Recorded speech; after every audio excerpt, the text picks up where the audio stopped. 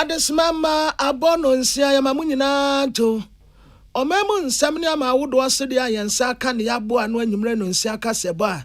Ya de bedan yetiefuo yi. Utie free peace. 104.3 FM Swoke, 101.7 NEAT, 100.9. Nimi ansa wa she pass abeka Johnson Accra. Enweti hello. 101.5 FM Wedum Kumasi. Ghana man tem ye dunsi assistant region so ti yanka. Kasa fidie be se die sien mini etire kwamnone a be se die asa. peacefmonline.com ghanatoday.com so abode yetiefo kwa ubenya bi yakan. Ejampani si abosuba na me japa yenti. Die di kase boni mu akotine binie. NDC National Executive and Minority mpanifo no omaka omo ho aboma toto niema e de akwakoma adehye wo from mantem na matorenche meto ye no omutino mampanyi dada His Excellency John Dramani Mahama nemu eneye. I am not an engineer, but I have very serious questions to ask. Na aturenche mesi ewo voter region na sa from mantem sensu yiri ho asemi e na bepiem se impomde dwuma efo beye apem ene yeduoso baako e na wo nso asetirema ye basa. In Volta region, there are 5 facilities there. In Siono, Afana Momuntimi offer services. What they are the to Ghana for in finance minister Nediama ministries ni department in Nase. Ubia nye Jumadin said the Bay Ghana, Yakohuma budget no, ebedimu. Chief Justice Gertrude Sakitokununso Edia de Sedie, ato a lawyer for fra, Womudo Madisu Yabe, say, Womun se embra. A responsibility to protect rights and compel the observance of obligations. A responsibility to contribute to the progress of a society grounded on the rule of law. Ghana for Choma Junior for Rempimu Siedu da Ghana Police Service and IGP ne Modembo. Mary, 9/10. Was very conscious. Nijwa Sweeney. No, he has to stay for discipline to work. NSMP ka wenum ho ne de so musakasiebo ewo Peace 104.3 FM so betimi share your Facebook live ye Peace 104.3 FM YouTube Despite Media. Osons Kames at the Osons Gala Capsules Aba. A Buama immune system young what they could tianya went to Yadia and Kawon to Formada. One what day a Osons Gala Capsules. MTN network ya Uba Ghana do one way you so.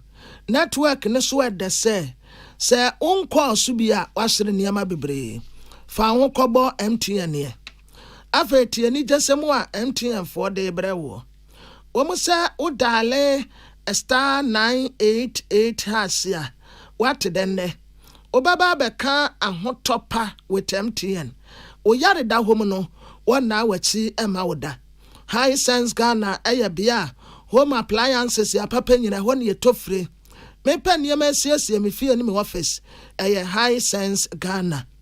Ami scientific eba and alternative medical hospital. Allow shafi nyame na ya resafo. Obi mpen ni mahye anwawade ene anwasem a esi wo ame. Tisa wonso ukokopa dance die ni bi. Lion aluminium product edi niama pa bejaso. Sa wo pentanse ya de no anuane a Lion aluminium product ya. Na roofing sheet ni die editem papa. Afei imbus post ni nwadro no a. Imbus aba Mr. wo number 1 immune booster. Pebinom ne pedua no be kama. Pap soda nto ahode wo mu a editem. Obia ni wa wo bi tusia na pa tinu anyimre wo bambo. Sa dwumekọ ya dawroma ene se amansan tiame kwabena mafo ena. Akosia ago abowaje afei kasebonu munsam no enie yenima rahusama esi ewo from mantem wanase vote region ebra sutade ne ye bie na ensuo eyire dia fa omanfo ejapadeɛ asetremo ayedin nipa gumonten so binya baabi mfo mutintoɔ ensuo afa koro ne nyinaa edan bi hyehyɛ ensuo mu a aya rehosɛm a obi a edi ho nkomo ɛwɔ Ghana ha na Director General de Ghana Health Service Honorable Dr. Patrick Kumabuaji wodi atudwa se ye health workers and asempo ndire dwuma ye fo be yapem ene adioso back 1071 health workers a ensuo yiri akoso of Volta region ni ebi aka wo mo ankasa efa akosombo sutade no a ye bie na ensuo ni free mobile na aka wo mo a ama impom dina dwuma ye fo no munya ba bi mfo mu kurati ento na omatimi aba besom omanfo ekwampa so Dr. Patrick Kumabuaji any peace kase ye bo hwetwe nkomo no eno se wo mo ewo 5 health facilities wo ho a ba bia Volta region from mantem ho no ye show omanfo makwato renkyem mu se da be o masetrem betumpon yare ma na entretre eno se ohaw bebre na health sector no eba wo mo so na sempom din nkrabata no wo mo ohaw dada o mama ne hunu a eda wo mo so no enya asem keto na enso no wo mo ne National Disaster Management Organization NADMO eya to renkyem bre mo adwumayefo boafo wo mo no maka bom edi dwuma se de be ya emmoa bi o manfo hia no won sabeka. In Volta region, there 5 facilities there. In Siono, Afana Momuntimi offer services. The health workers could be 171. Akan in Nipa 22,000 so far my displays of Volta region. Yeah, a response. Yes, a problem. I will say, yeah, address it. Now, a response. No, the team or emergency operating center will meet every day. And yes, in one age, man. And then not move for any other people will be an age. Almost a set apparel facilities are temporary sites or meeting me. I may show hospitals so ben hono no makasa mo so AGB. The mechanic say, be over baby, I send insurance card. I no so skebiano. Man omo free na mark your document na wose de asie akosombo sutade a ye bie mansuo yira fra kroma nyina na adehia kwa hohiahia mu no ensunsanso efiri mu ba no edoso ankasa eti ye wo be mensin kunu bi a wo mu nyina ede emienti yemfa ne mansisiye na wo masesem ne titru enkofa yare bia ema say flood na buy or ensunsanso ma health so far him say district I affected pano be enkono emu nine ewo Volta region south town central town north town na waga na greater Accra so adan east shayo sudoku from plains eastern region from plains north and south na esujama na am say nsuo no etimiya diarrhea de tuo yare etimi like e kan diarrhea disease nti o lab test ebe ye if so far the young hunu bibia say we diarrhea bia SCC among omo area na I affected no by a share a bapa a respond ye tested yam we say the chair show we eye futuo ene akwankyerɛ Dr. Patrick Kumabuaji wo yo kwankyerɛfo panyi oda Ghana Health Service ano wo de ama Prince Bafo Asamoah ene tintim de besom ye na ayamanim sam dada awrawo sam ato adesia ewo from antem epuemantem ne fa bi na Greater Accra region ne fa bi na duade tem no pani a wotu Frank Adiama NDC amanyoku kanema mpene His Excellency John Dramani Mahama ekwa probo ewo ho na bra wo kotu ye na wura ho ye pa hye damage a ensuo ya koso adese a wo mu enya baabi nda na ahomete na wase wanse na ni bi kura no wopesa ne nsem kakra wo no nso benyanie dwumadie bi kura de na kopie mu wo Canada enso empani se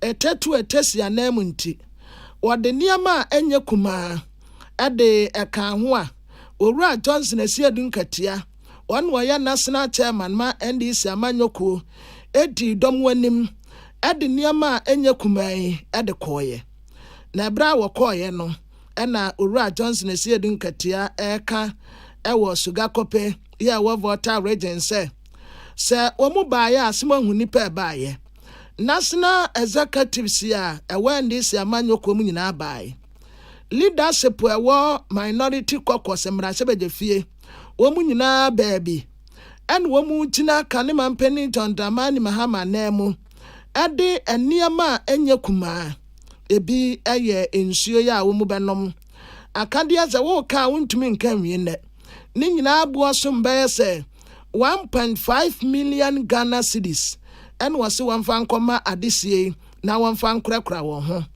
Now we write Johnson as yet doing Katia, Utina and Nemu Casa Yeno. As I can say, Volta River Authority for and now Subuana Cassie or Debaba one tresse. Ato Yirantam Kakrakase, who baby and Sia. Wako ba this year de will say, as somewhere Beni. Where dear Oman Tuan Casran so, and one say free no more. I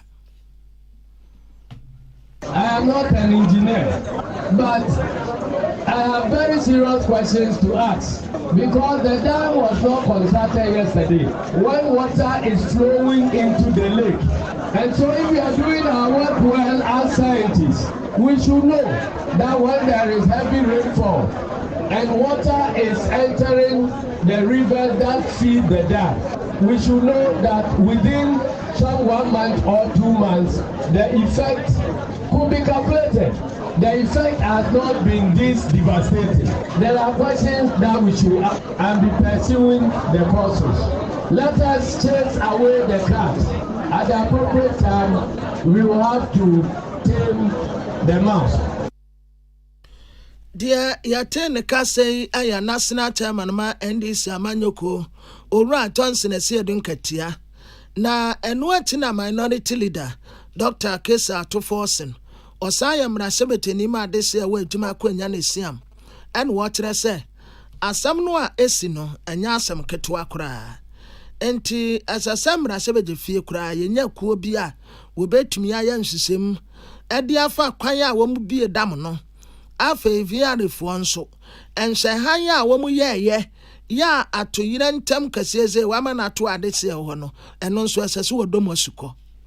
A strong institution as Volta River Authority should have done better than what they are doing. And we urge them to also start as soon as possible to mobilize some resources and get involved. And finally, NADMO has not been efficient in supporting the affected areas. But I cannot only blame NADMO, I have to blame the government. Because NADMO is saying that if you don't give them the resources, they can't work. So the president and the minister responsible for finance and the ministers responsible for our security, national security, defense and interior, they have also not done enough.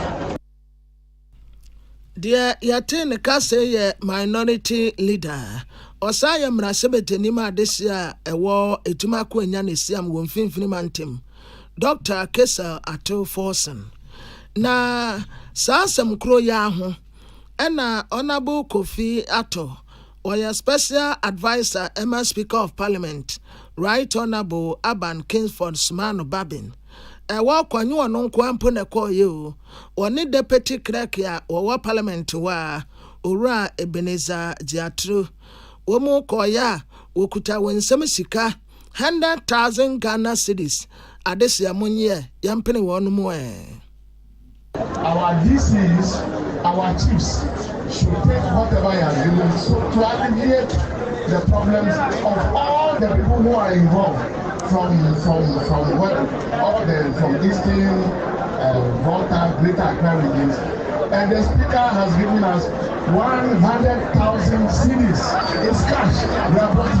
Unlike the leader of the Volta caucus, I like them. And then one of the chiefs, is and the host MP coming. Yes. So we like to give it to the leader of the Volta, the host MP, and one of the chiefs on behalf of that. Dear Yate say Okase Aye Honorable Kofi Atoya or your special advisor, Edema Speaker of Parliament, Right Honorable Aban Kingsford Smano Babin, or ne deputy clerk or Parliament, Ora Ebenezer Jetru, Omuna ede 100,000 Ghana cedis at the Koma Wunum. Yenya Emmanuel Akoli, Emrasebe de Fie, DSC war Volta, and say it for TB. Her Ladyship Chief Justice Gertrude Sakitokonu, what the other said, to allow your 4 from Mudu Madison Baby, yes, sir, Womaka home, ɛna Ghana betimi etu mponto wɔsrɛ ma da wɔn bɛyi wɔn dwumadie nyinaa enya de efe ne rule of law a emra ɛna di hene ɛwɔ bibia mu lawyer adesuafoɔ a wɔn de wɔn adesua ba wi asabre yagye wɔn atum sɛ wɔn yɛ mmranimfoɔ prɛkɔpɛ legal practitioners ɛyɛ apem ɛne aduokono nom 1905 na ɛno ɛna her leadership get to Sakitokonu ɛsɛ emra no ana etimi di atɛntene ne ba ɛno na ɛma sisie bi ama ntia lawyerfoɔ yi bɛyi ɛno ano mu medi so pɛpɛpɛ wɔn nyɛ wɔn asɛdeɛ sɛ da bɛyɛ atɛntene ne bɛba na intentia deɛ yɛn soso so wɔto aso sɛ yɛ wɔn asɛdeɛ sɛ wɔn manfoɔ yi edie ne nkankɔ ɛne deɛ friend right no obi afa ahodie deɛ ɔno wɔ ho kwan so ɔyɛ ɛbɛyɛ yie no ɛno nso ɛyɛ wɔn obligation na so wɔn asɛdeɛ sɛ wɔn bɛhwɛ sɛ no nso ɛbɛdi mu prɛkɔpɛ na wɔsrɛ sɛ wɔn hwɛ sɛ deɛ wɔn yɛ no wɔn masisie bi ama wɔn dwumadiem na sɛ nipa no yɛ hiani sɛ nipa no yɛ sikani sɛ nipa no wɔ ahoɔden sɛ nipa no wɔ mmerɛ justice and equity in society ne yɛpɛ sɛ atɛntene ne pɛpɛ yɛbɛyɛ adwuma no ɛno a ne yɛpere ho. With a professional certificate in law constitutes a trust with profound responsibility. The responsibility to understand every tenet of the complex phenomenon called justice. A responsibility to protect rights and compel the observance of obligations. A responsibility to contribute to the progress of a society grounded on the rule of law. The rule of law, which cannot be maintained without lawyers, is the bedrock of any just and equitable society. The rule of law provides a level playing field for every citizen, and it is an objective measuring line and standard for determining whether actions, whether by the rich, poor, strong or weak, pass the muster of justice and equity. Na her leadership get through Sakitokonu edi adesrede san etu dwabiem sɛ wɔn nkan hunu sɛ wɔn yɛ japade kɛseɛ paa etu wɔn ani monyam de wɔn ntoto nase. And in shouldering this role as a person of learning, you will always need to remember that the lawyer's personal reputation is their most valuable asset. Whether you are aware of it or not, your reputation from the very first day you step out in this robe and accompanying accoutrements will be built on a foundation of trust, honesty, and adherence to ethical standards, and not just learning. The way you speak, the way you listen, the way you handle information, the way you handle relationships, and the work entrusted to you will determine the legacies you carry along and leave behind in every space that you occupy, however short or long a time. Chief Justice, her leadership, Justice Gertrude Sakitokonu, or no ena ekasa ye bra lawyer for a day or madisua berry and ye womo a tray. Na atumadia bi akoso ewo afia kwesimentim municipal assembly eno western region atoyamantemu yase yafra no composite budget hearing MMTS na sa atumadia onyanyamfo kan ofori ata oye o mansi kasam so afo no antumi anko enti wawro ne mpaboa ese maame akua enimwa ofosua owusu ansa Oye acting physical director decentralization unit Ministry of Finance se wonko kasama no na ne kasam no watere se enkitawudie no a eda finance ministry na metropolitan municipal district assemblies titiri pa ba no national budget process ya wo ma ya de pa sankitawudie no omu nkoswa pepepe na budget no omu anyentum na omu ye ne seye ya ebetumi aboa pa masisi ase IMF ayede yentum akobo omu de ano no nkitawudie no akwanim wa mansakra ya aba economy oresisi abebi ejina no a na tese esikwantempo mu ano no yenya woso kakra bi ye ne ye kono enti sankitawudie soronko a eda MMDS no ene finance ministry nintem no yankoso ansem kena Metropolitan, Municipal and District Assemblies. The Ministry of Finance therefore deeply values your dedication any valuable contributions to the budget process and encourage you to maintain the same level of cooperation when it gets to the implementation of the approved budget. Ladies and gentlemen, we can all attest to the fact that we have some economic challenges facing the country. To curb these challenges, government has embarked on a journey that will fundamentally position our economic and transform our nation by going into the International Monetary Fund with support from the post-COVID-19 program for economic growth. This is not to suggest that we have overcome all the challenges. The commitment made under the fund necessitates a widespread contribution and sacrifices, which will entail costs in terms of fiscal adjustments we plan to implement this year and the years ahead. Dear Yatin Kase, Aye Ekuya Enimwa Ofosua Owusu Ansa, Acting Physical Director, Decentralization Unit, Minister of Finance. After that, Western Regional Minister Aya Kwabena Wachiredaku Mensa, and Watre se Aya Pasa Sankita Udie Akoso. Budget no, Yajo Manfu Adne, Assembly Senior Tenant Nasia, eti will be a dear. A quiet befa so cray beji to be what Hanum say, your friend is revenue mobilization no. Way a year, Sankita Udie say, Neniaja Hopa. It is very important for us to note that the budget hearing is critical in local governance, as it creates a common platform for stakeholders to be well informed and also understand the plans and programs of the MMDs.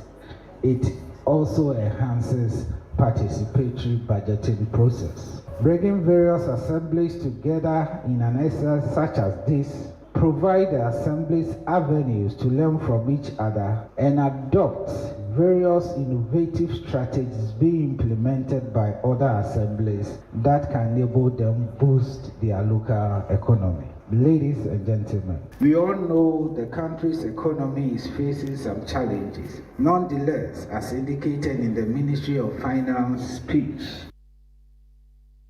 Dear Yatin Kase, Aya Western Regional Minister, Honorable Kwabena Wachiredaku Mensa, Nemomene Kasa ne dear, Ura Frederick Ajimai, Director, Western Regional Coordinating Council, Ena Wakaima no, Dean of Western Regional MMDCs, and Municipal Chief Executive Officers for Efia Kwesimintim, Kodakwa, Onusuni Peace News Kasai.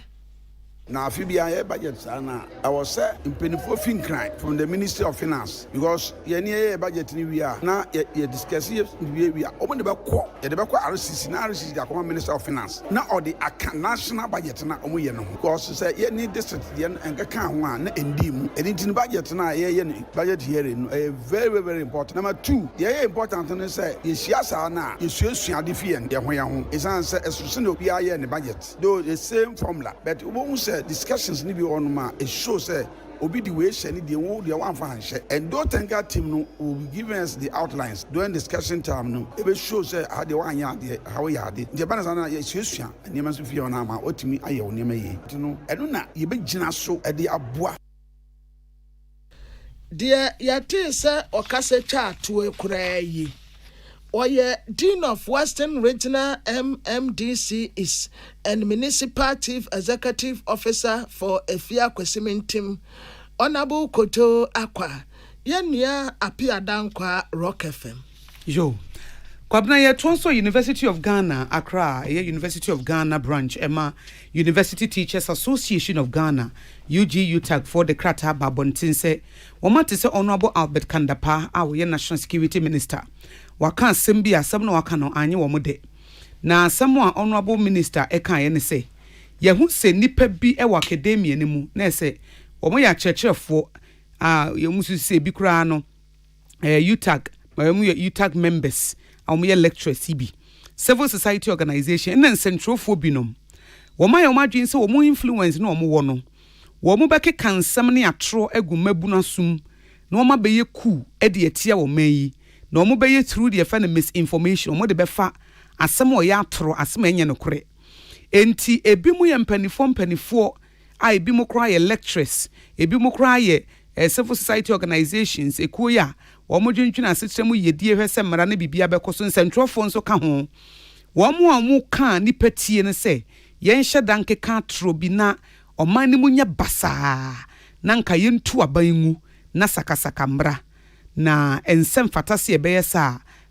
saa asɛm yi a wɔka yɛyi UTAC for aba bonten aba bekyerem sɛ minister no ankasa yie efisɛ wuntimi nka wobra wunni nyina so sɛ nipa bi ne nam twitwa atro de fɛ misinformation no wɔn de ba na Ghana ha wobɛka bibi sɛ ya na de fɛ free speech na sɛ nipa bi wopɛ sɛ ɔde credo ɛto wɔn ano eti wɔn de wɔn support ankrankra na sɛ kuo bi a wɔn yɛ dede si enye ku wɔ Ghana na ku ne yɛ ahwana ne ho bɛtɔ no wo ha wo tamfo bi kura timi ba ofie no aba be ku no ma nyina afise ku nti yɛmfa mra nyɛ adwuma enti ku de ɛyɛ adefo ɛnya ade papa ɛsɛ sɛ wɔn ɛyɛ sɔsɔsɔ enti wɔn de so obi yan krankra na so yɛ kuo wɔn ntimi mɛhyɛ wɔkyi ɛnka sɛ yɛnto wɔn angu fise yɛ tugu a yɛ nyina na yɛ bɛbrɛ nyɛ nipa baakofo ɛna ku so enim political party bia wodɔfo bi kura wɔn pɛ wasɛm ntimi twe seka ba ofie fise saa brɛ no police ni hɔ soja ni hɔ obi yɛ di nsɛmfo obi a wɔtan obi a timi ba ofie bekum efise ku aba ɛna obi a ɛyɛ bi obi a timi bɛbo ɛnɛma ɛnyɛ nko a na ɛkɔso enti wɔn paa deɛ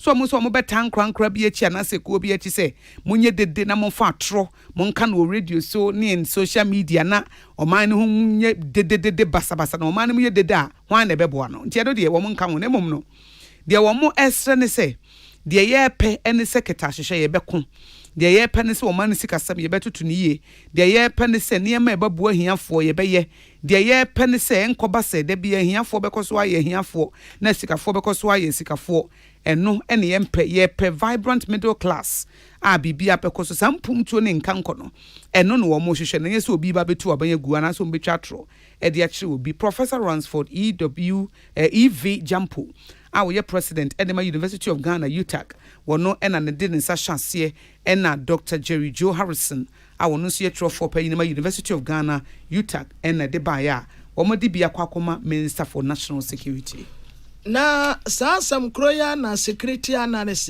ya friend Emmanuel Kuti ebo National Security Minister abaso ononyamfo Albert Kandapa se waya de pa sa civil society organizations ya aye bebre on said huomu nan ade sei ye hu ni sei said de ekeka kona nsa se na beba asam no papa na kano pepepe baabi a prego no ese so wode gbaa no wode abom no na we nyina ba conference ye course wo mo se afre no impact of disinformation on electoral integrity, peace and security in Africa. Said media say na ononyanfa bet Kandapa de asem ye tuja enti enne prem tubeka se boso na owura Kutin ene ye ni akwame yamo ekasa ya ochire najene. I think that I can help, but I agree with the National Security Minister. Who should CSO, civil society organization in Africa? CCIH politicians, who say interest be a womb, and that by itself is a threat to our national security. The way I papa kanda pakai. Under normal circumstances, CSOs are supposed to be the voice of the voiceless. A crazy, a mayor quite say a politics. But there is a problem about we CSOs, and I think that we must look at systems to regulate our activities. Who say CSO beba no our interest? Who friend who cry so on cancer ma? Any politics cry no their politics. Dear Yatene Kase, security analyst Emmanuel Kutin, or Niya Kwame Amo. Nanuati and our tresse. Nefa bebia, one ononyan for Albert Kandapa, and Yajaneno. Say a be a cool dear. I am called for being a set a crowd with him, and when we use media no, and when we yes, or see a one more dear, or nene yajane. Sabi, you are good governance, sir. Cool ends means see. Burkina Faso Nansia, Omo attempt to say Omo military junta, and yet civilians never on the street to mute the attempted coup. And to the ambassador, your leaders, they say the panacea to stopping coup really is good governance. And you say, yeah, your best scenario so Akan Semuna energize it, you must Omo pisa. And to be honest, Omo and bad governance, coup sia. to exploit the conditions. And also West Africa, the conditions are synonymous. Bad governance everywhere. So utirimu fite nti amwenku. Yadi amemwa sa wonsana ubuno troka tantan time o manfo kwa unyenye mu a. Ade ebe na wo hwehwe se beba. Nti good governance nso eya de ehia pa. Enya se ye kaku na kudi enye. Na memuo no nso a wubu no ubu a memuo tantan kan troka mu obi a wotere no a ene asa de na wo frafra no enti wutu akurafo a na wutu mamone nsofo Emmanuel Kutin ena woni ye ni akwame amo epramtobra kasebo na ye tonso a enche na audio bi eba abonti efe ne konkonsa audio a nipa bi an omo kasa woso ne nyina ne se IGP Rempim Esuedu a woda Ghana Police Service ano Dr. George Kufudampare ompese yi ne to ase akonyente nam so ama Speaker of Parliament Honorable Alban Bagbin etu abedwafo bi nipa nson so omo ntrase no omo hwehwemu a emna hyebedwani owo abua kwa South Honorable Samuel Atachia wone na etena adwamu eye ho adwuma ne nam so ma former Northern Regional Chairman ma MPP amonyoko no da ne bugri na abu oba ebe kire mu efa authenticity of the audio efa say no kra na say no kra mu no so bekekan de wombubu nipa bidin Emma nipa miensa bi eba police officers commander Sari COP Mensa ena superintendent GB omunyina na enkomo no efa wo ho na bugri na abu ebo amane se yampa omoba ne nchen se ya omomfa ne man sisi na nka IGP yeyi ne toase akonya ene ade no mbe cheche omadwene ede fa ho a na enumu no a ena omo se papa yi asede NDC fo no eyi edie nko a ena odwene ho eti wo man hwe ya 2024 no obeha wo mo pa ena superintendent Imano JB nsusu bae wono nsu be kan asem ekire mu se wono de woni bugri na abu no eni nketanwodie bia na nsu COP George Alex Mensa no de odebetu dwa se tape no ase nipa bi atempa omode wo nsa wurawuram ayeye niema bi wo mu asa adane ema o kire na dwene edefa ho ma wo si studio ase Ghana abakosem nyina no IGP we ni IGP a wo mo ne ho moden kra na no na ensam ne yetietie bia na moma yenkuti. Yesterday we met the committee again, COP Mensa, Asari and JB. Denied that they never talked to me on phone. Yesterday they confessed it because I present the tape and the committee have the tape now with them and they play it and they say yes, it's true. They actually speak to me. So I want to tell you, I want them to committee to say it, but the committee they want to conclude before they come out. But as a chief, which they are told you that, which he wouldn't tell us. After all, what they want, they've all admitted now that it was their voice. So I want to clear my name that I am not a liar and I can't be a liar. We na enuachi no ena civil society organizations awodo mo echechere wo mo adwene de efa ho na peace kase bonso ya fatu ho so se IGP asem eba yensu yemkutie na atia woni Mohammed edine die free go so ahafo ebai kasa me ka IGP asem wa ha kire wa bro adwene ntiase so we very very good Kufudampare ye bompa ye man pa se urade e man yokodo ho sanse we commander bia ne so commander ne hunu bi Ghana ha yesra na se urade mo no ho ban ya da no papa aboa driver for yeso enwa to e kakra because Ghana ne nyeni papa akodia enti obi ntimi fa mran nhyere nsem sesa bi ono be fa na sika be je nkwa ban mu de eno de eti amra enti yesra oba wa ya de papa no ntina mo se anya de ama asumdua ba oba sankwa area oba very good ama niema ko anu Dampare obi a obre no ho ase afi so nyame ani ne kreni obi a obomoden pa obomode obre no ho ase wojo me hu say eye because see a city no amanfo di ne ho adanse but adwuma no so owo mu no amanfo se enkoye owura IGP the Dampare in fact senya oba ye administration no esi koso ankane na drivers kura no sika ambaje no papa enko aban mu we de go so ahafo eno no na enkran so moma yenkuti Oh, dampare adwuma so ani. To be frank, me cardinal. First who cried DV plate. Obo na police are stop or na stop but say there so far. Abafem kakra nti na adwuma so ani. Oh, normal. So ani. They say peaceful gukrum kama. Traffic light bia omo gina ho. But so omo ha adwene se first no. Yeah, oma nkwala no. Na ni nkwala no. More na ya omo gina ho. Sometimes mo say omo gina be 4-3 abo say more na bo omo kita phone na omo miamia. And aya oma na ni nkwasa de no nkwala no. IGP de adwuma so ni papa wa ya de since obae obo adwuma papa. Ade ba kwa mesre no say ya nsu eto sometimes no. Ya ebinum ense raincoat. Di omo modian no omo on raincoat. Oko headquarters sisi ana the way IGP sisi e ho no kra no. So bi ni mu kra na abetuma gyan kra ka say bia abruchire outside. Ma ho no ma unit pa na fin so ama motos ene cars no aba kroma obia be bia abafa bia ho police checkpoint bia abodo bia na police na. Enti Ghana phone pin for kra omo ma na ward. Adwuma de waye bi by me Jesus say oyeme bebre osoye. Oh that by waye. How we beat me transforming head office. Police head office no kwa 4K. In a sense na saying baby abefa o krumbia police or how directed traffic.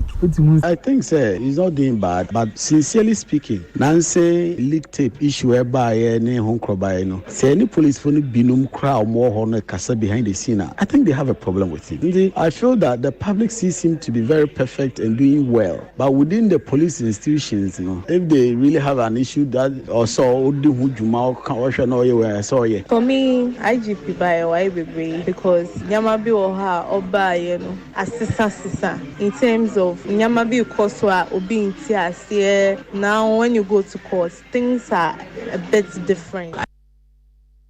We na crying so na yeti yeno na ye ko Kumasi na Otobro se kodwobo dun so de ne dia mai.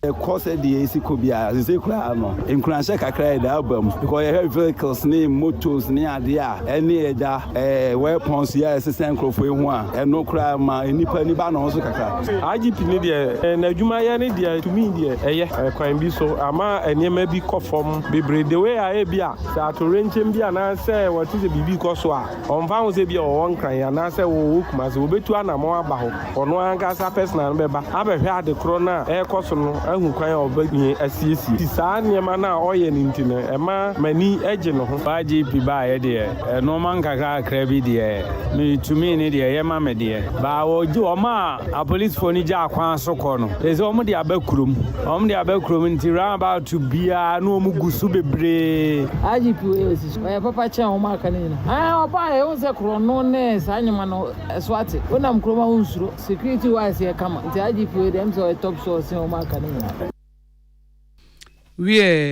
we yenua bemma Otobro se kwadwobo du odi friku mase ba na tachima mfo nso bunu East region omonso ne nana kwadwo du kasa kire wo madwene kasa IGP damparia me hwe na djuma no to me ne dey excellent and I say a sombo emame. The Jamaican is and say, or the near Gugu claim. Ye sha, if you say a bank crabas with demonstration of who abba and so on, I say the equity of some dream. But I say, I was the politics that every memoir is in a hajin pa. Dampale. Oh, a good pa, I had my thing, or can I say, managing on pa. Maybe then the moon is there, I had my pa. Yes, dampare oya IGP n'dwuma ɔreya ɔba ahyɛsɛnɛze na n'dwuma ɔreya no oyi ba sisi siara no was a politics tangere no we na we tachimanfo nso so bunu East region na nakwadwa adu no apia dankwa nso secondary takrade for kasai me rate 9/10 was very conscious Nijuma Sweeney. No, he has to stay for discipline to work. With all the IGPs in my lifetime, he's been very fair and then strict. And then if all things being equal, he has to be kept at post. The mountain pa obey who there and your man look or do fine or Ghana. On Sidopam. So far, Muhunde or this time robbery cases in Wakufum, Ntino or there Yama. Oy nejuma on said obi a disturb no nejuma yem nti woma on trando ne time so no pension no pension on trial say o say na in fact the oil no obono modern say intent money bi na dia nti empire board say na de bakonti yam pam no de ehun yam na ye nejuma Intena ho because me mu hu say oye nti o man intena ho aye kra because me hu say oba no me bi o ha asesa na we ka say ye disa no me na chi dia ana ye ba sesa nti o ho aye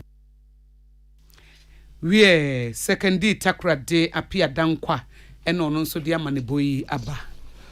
Na head of research, monitoring and evaluation ewo Ghana Shippers Authority Ora Emmanuel Aku ana wasra mansan nyina se Ghana Shippers Authority no charges ya huduo bi a womudi ye womu adwuma no wopese efiri breakwabre no wakyerɛkyerɛ mu de kyerɛ mansan no wote ase sɛdeɛ bɛyɛ a nkitahudie soronko bɛkɔ ewo Ghana Shippers Authority ena stakeholders ya huduo a womuni womudi dwa nyina wobɛkyerɛkyerɛ ɔmanfoɔ mo a mo yi nneɛma wɔ port mo nso a modi bi efiri ha no mo konkɔfo aman so sɛdeɛ adwuma no a moyɛ no n'ani so ɛteɛ Owura Emmanuel Aku ane Peace News kasa ɛna wɔkyerɛkyerɛ mu sɛ sɛdeɛ wɔtumadi asitie no ɛba ne sikasɛ mu ntuayɛ yes mepɛsɛ mekra nneɛma firi ama no ne ba import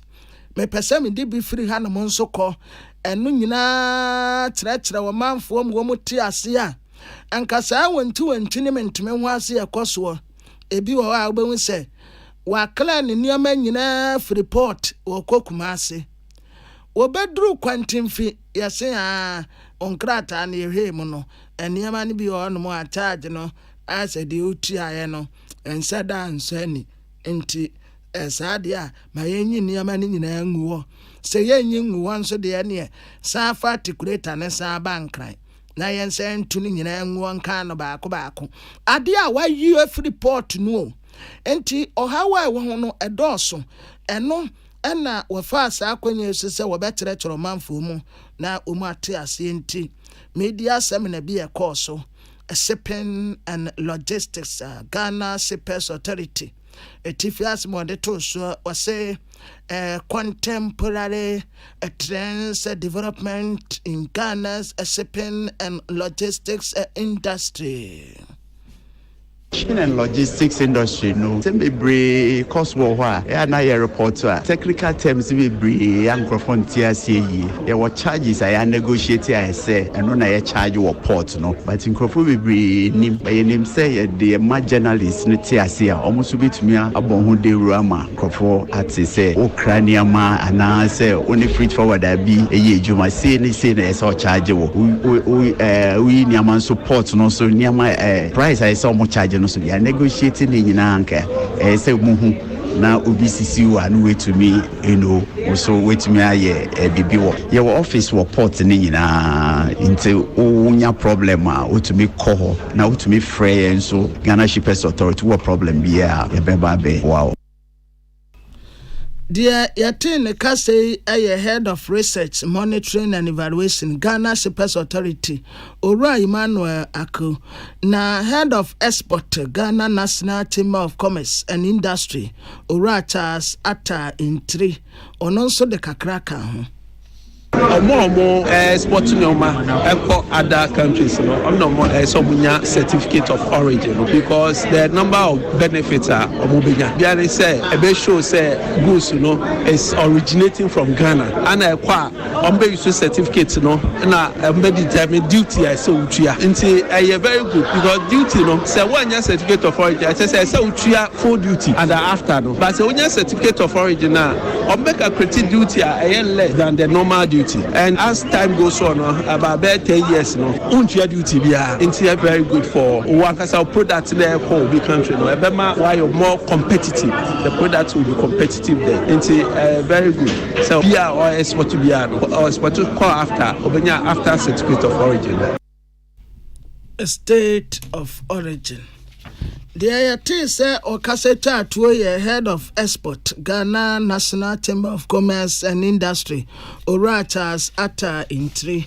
Na ni na President ma Ghana Journalists Association GJA, Ora Albert Kwabena Ononso Wobo Ghana Shippers Authority Abaso, so my idea pa se, wapeso a man 40 with Jumedi and Wase.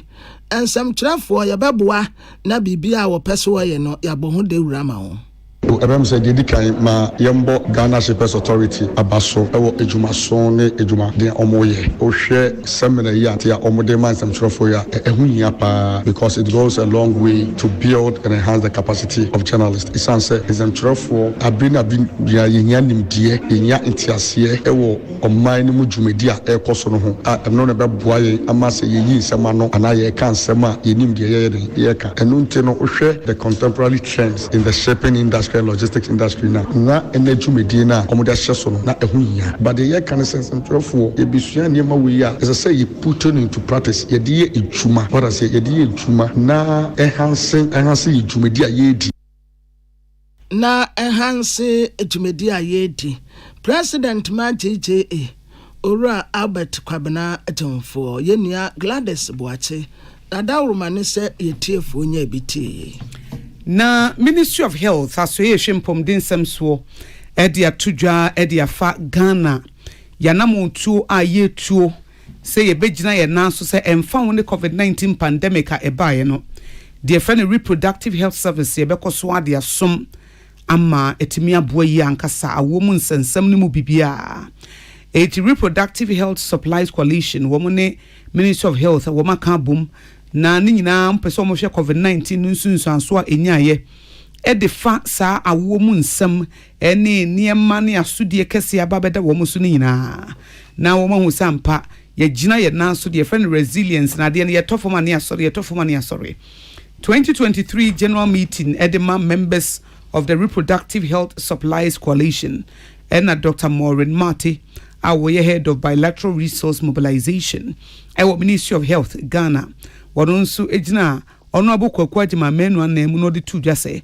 Ghana ya chese ye ne edin if se the COVID-19 ne bai na nka ni so ade hunu bi ti se de fa awomu nsensem no nka enimu mpomden no enka ye beto apen nanso ye gina ye mudie mu a ye ni so ade hunu ye gina mu a epim ko ye nimti Ghana bekoso aye ne sa if se ye pese reproductive health no the maternal, newborn, child and adolescent health nutrition strategic plan edimunti ni nyina afa se wo mo kwa wo so nkoda ya wo mo foforo wo mo nyini kakra wo mo mpon di nyina ye besisi ni yi.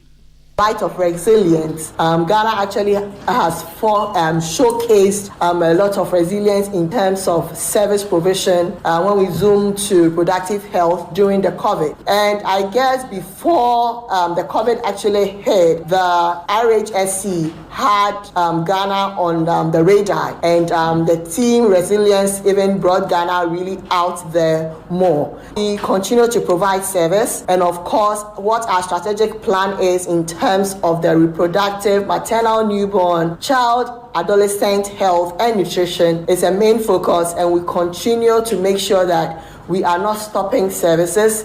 We are making sure access to reproductive health service is strong as it can be.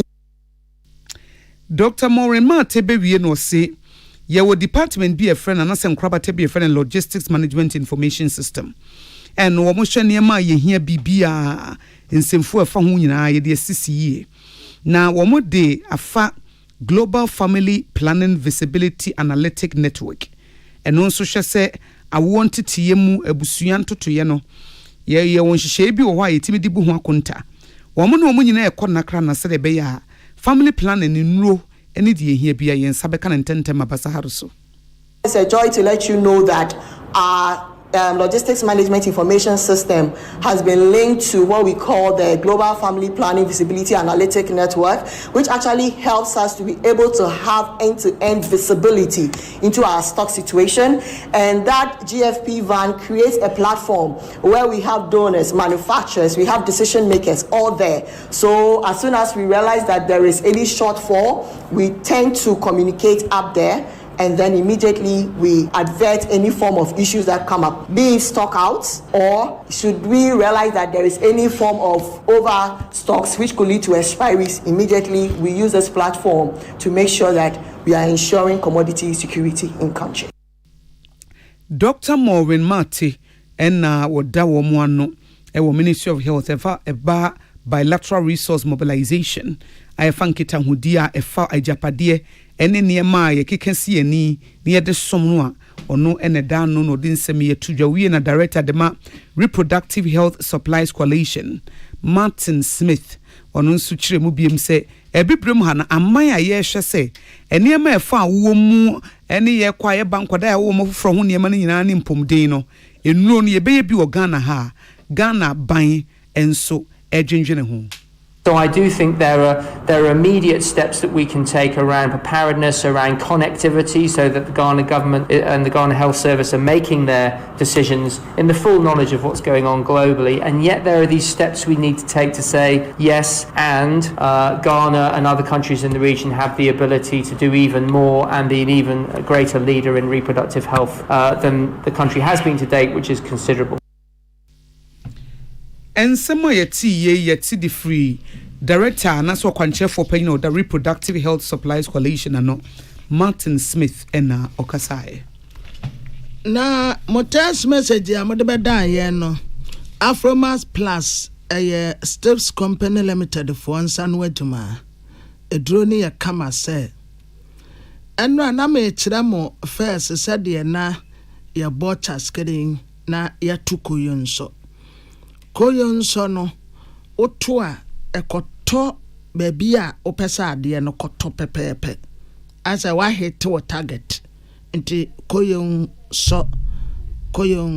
so nti atese me pesa me sha akosia na me de wo baby a ne nwi no style na ise no a me sha wa na mato na akosim etrese ma hit me target sana Afromas Plus yete so pesa wunya oba no na o hit wo target mo say ebasa wo wi ano wo da wan so hu say yes wa grow pense wa ya adwuma yie wa be ma mo apiafo Afromas Plus ya ewo pharmacy chemical shops nyina but o pedodo atu a 0550 709 790 0550 709 790 Ban Herbal Hospital eniema bi wo honom na se wankasa wo witness a aya na ye pa sankasa time pa nkame wo ho ena nke urade fra Ezekiel en wode no kwagina numpe no ho en wo bisa ne se Ezekiel numpe benya nkwa na en wase ofre no hunhum no wadanti ofre no nti spirit no ene kwagina ho na nkame ya witness pa na me gina ho a na me hwese de nka numpe ekeka bom to no eda baabi na dimirike hu na ba bedwan ne ba kono na ba kono adwan ne kotudwe na kotudwe de no adwan ne waste hode no na won fem pade sade skeleton ekeka bom oh ba heba to make kasi anima ne ya akono se ode enompem ha obia fako se wodompem anasa kasemu a ode fako nesha wanwade a ewurade namba heba so ebeye de ama Kumase Atonso Agogo or Agogo Hospital Nwechi Spinters Road 18 Johnson Obe 0244 88 Mamensa Fan Bio 0244 988 004 0244 988 004 Atamfo ba nyare wanyina betwane and that was a big text message you mama fa we Fisher me fa we mrana yewi na ya homisina na ya waboaje adanse fm kentampo story a wode bae wasebunu East region omo 55 government health centers na sabanya ya resabia be yadunum enum na omo de esi wo sanke ye be hwe omo ayare ne titru pa emu mpanifo nyina nanso e kame ye se akade ene nipa e be som no omo nya ne sa into regional health directorate ene Ghana Health Services omaka bom na omade adanse se omo fa 22 health centers e wo ho na omo de gyina hɔ no ɔma hwɛ ayarefo na ɔmo hwɛ wɔn a ɔmo atimi gyina wɔn naso. Regional Health Director Dr. Fred Adomako Boateng ekyire mu biem sɛ wɔn pɛ sɛ wɔn pagya mpɔmden som ɛwɔ Bono East Region. Oka Ubibeka Health Centers na 55 na say yesi emfa ye 9 mienu ensinsuo ye de baako no ahwese ne mu do inti technically na idea ne say district bia ye petu inti ye pese ye de 22 start network of practice no ne yesua no ma bebre wom na yesua no ma bebre wom aye ibehu say ene na be inform ye call forward ya ka no how ye de on beba so inti zania pese na network of practice ne de nyina ye de say obekɔ hospital na nipa be 200 eni gu ho nipa 200 na omugu ho no say nipa be 50 Efutuo ya yeti ye eye Regional Health Director Dr. Fred Adomako Boateng na doc ebewie no no osrɛ sɛ wɔn health directors no mpanifo mo dada mpomden krabata no ene hyiehia ye sɛ de be yo mo besusu adwene na wɔde adesrɛde to corporate bodies adwumaku akɛseɛ ene mo nketo nyinaa na nanom ahemfo badwa non-governmental organizations ankrankra na ministries ni agencies ahodo nyinaa sɛ wɔn ntai Bono East Region no health directorate no achi sɛ de be yo betimi asom manfo na obi yare a obenya hotoso na omundru eprae se omudru no mashesa cases na ekono into who doctor obeka wasem you say doctor achro wedru enya doctor ne fault so but inti me build these model health centers sa normally na subitwa when say quality bebem bebre that's the model and to free community straight away empa health center Honko Hospital. That's what we are thinking about. ARDSE nyina we Ghana Health Service Ministry of Health on adio traditional authorities any private phone any charge phone assemblies into shit meeting ya nyina ye ka ho. Yeda Dr. Fred Adomako Boateng our Regional Health Director ewo Bono East Region yeda na so ne kasa ye mana na ya waboaje Adas FM Kentampo edebesum ye kase bo wutie free peace 104.3 FM so ye home. Turn it up Peace FM and rip off the knob.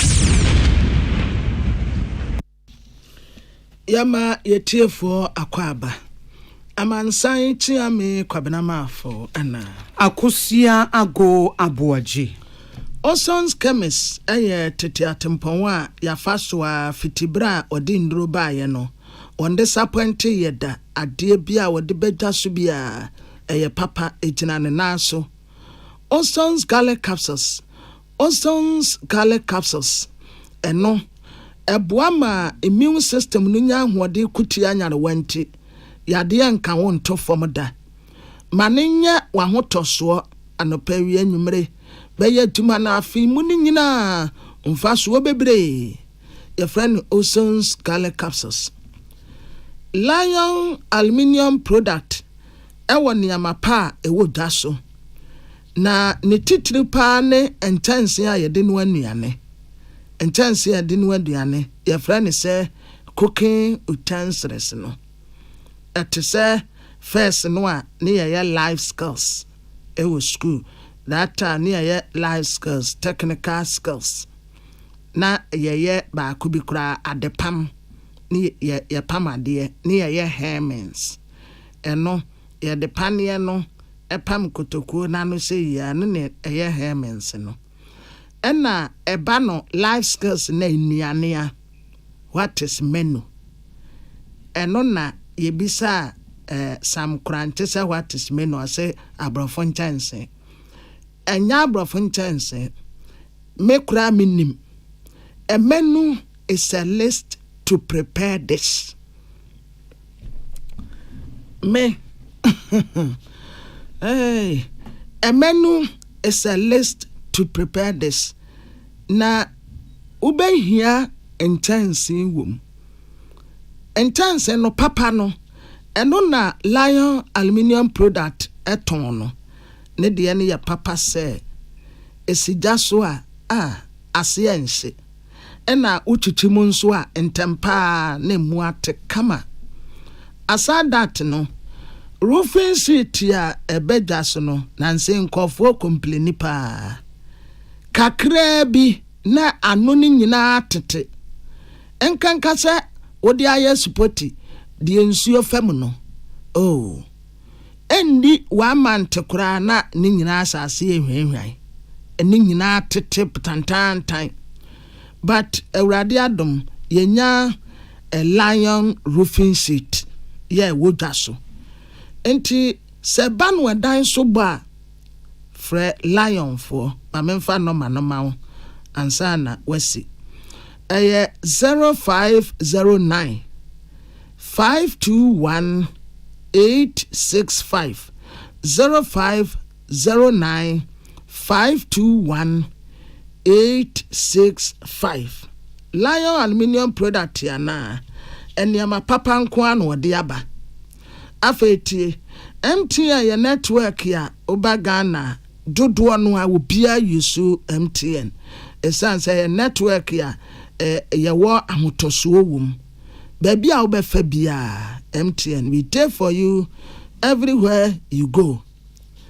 Premier Health Insurance eni kwan say we didi agro kra Premier Health Insurance no ene obetumi a consult medical doctor ewo phone so baby a wo Ghana bia afutuo bia wo pese wo gibia wo betumi age na no ebeye possible ati se wo do ho kodom ahoto with MTN aside consultation no a yede aba wabobo ano no eno mpese na obetua 10 Ghana cedis per month yo na emoa ubenya die free sa Premier Health Insurance ni mu no edutwem enti edare sa de we say star 988 hash star 988 hash aha ne follow de to aso no ubanwu say ahotopa with MTN no wapomuden hu hia woni ampa high sense Ghana ewo niam papa eniam ene skani ho nti se wo to ade a no wato papa preko na udi kwesiwa no mu a ebe chama ebi wo a ukota kotobekuba ukoto kwesi wa no mu a tenda bom krr obeba ejafem asai but MTN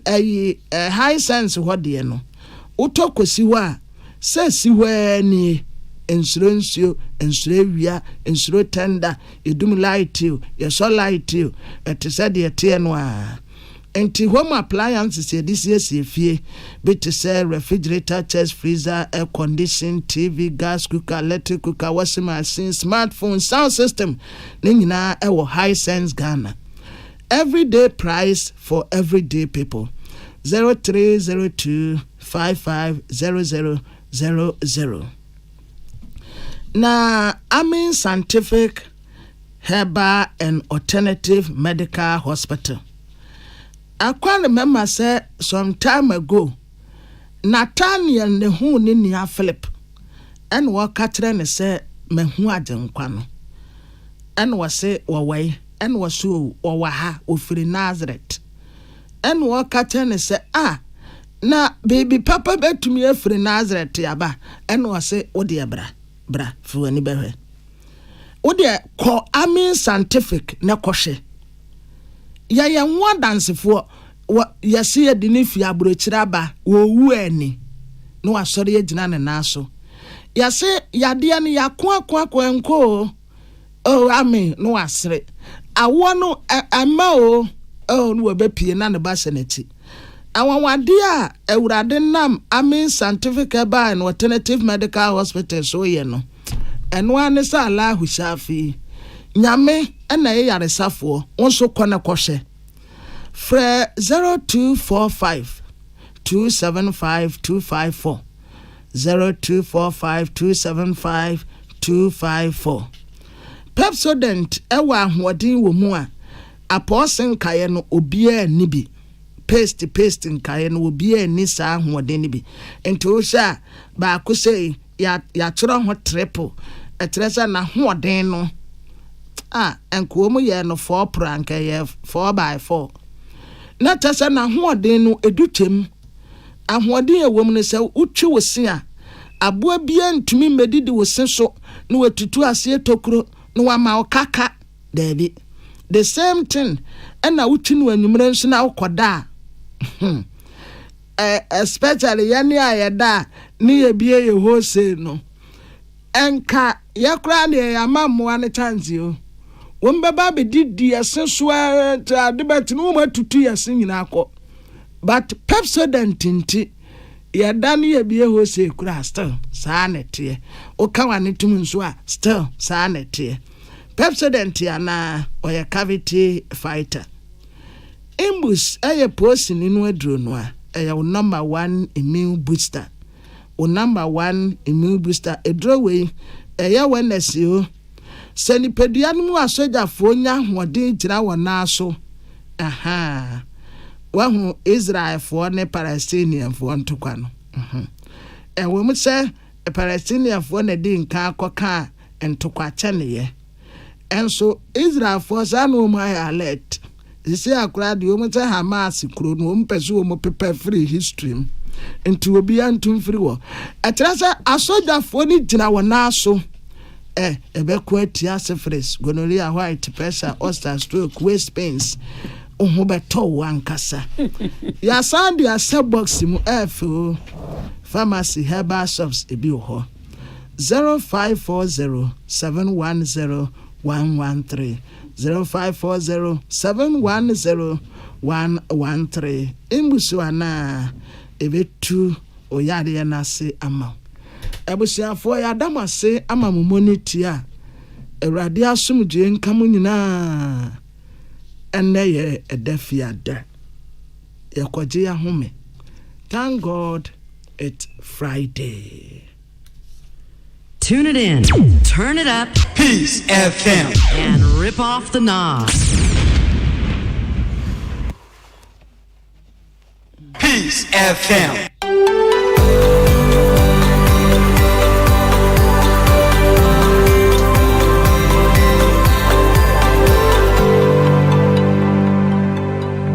Hi.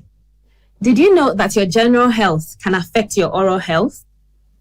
Welcome to another episode of Time with the Dentist. My name is Dr. Gwendolyn Amakwe Baiche, and this is proudly sponsored by Pepsodent in partnership with Ghana Dental Association.